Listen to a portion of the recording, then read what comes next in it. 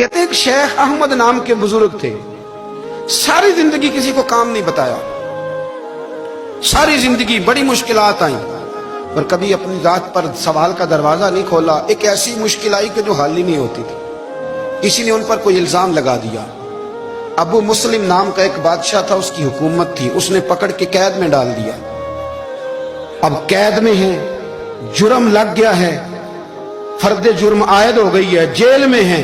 لوگ کہنے لگے حضرت جی اپنی صفائی میں کچھ کہیں، فرمانے لگے ساری زندگی بندوں سے کچھ نہیں کہا، اللہ رسول کو پتا ہے میں بے گناہ ہوں، مجھے کہنے کی ضرورت نہیں۔ داتا گانی بخش علی حجویری نے لکھا ہے، داتا صاحب کہتے ہیں تو یقین کامل تو پیدا کر، تو ایمان تو پختہ کر۔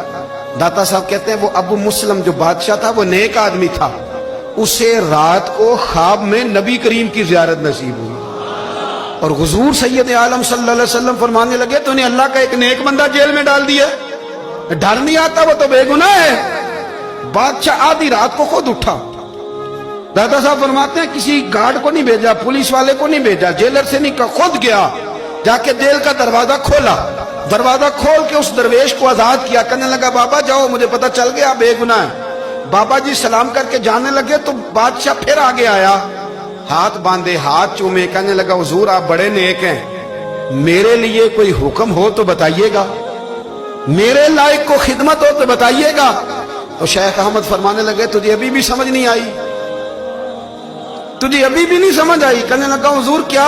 فرمانے لگے جو تہجد کے وقت تجھے اٹھا کے مجھے رہا کرنے بھیج سکتے ہیں وہ میری کوئی ضرورت باقی رہنے دیں گے؟ مجھے کوئی ضرورت پڑے گی کسی اور کو کہنے کی؟ جو تہجد کے وقت تجھے اٹھا کے بھیجتے ہیں کہ جا کھول جا کے دروازہ، وہ ضرورت رکھیں گے میری؟ ضرورت مجھے رہے گی کہ میں تجھے اور کوئی کام؟ ابھی بھی تجھے سمجھ نہیں آئی؟ وہ داتا علی حجویری رحمت اللہ علیہ فرماتے ہیں اصل میں ہماری طبیعت ہے، ہم نے بندوں سے دل لگا لیا ہے، دل اللہ رسول سے لگاؤ، کسی بندے سے لگانا تو اس سے لگاؤ جو اللہ والا ہو۔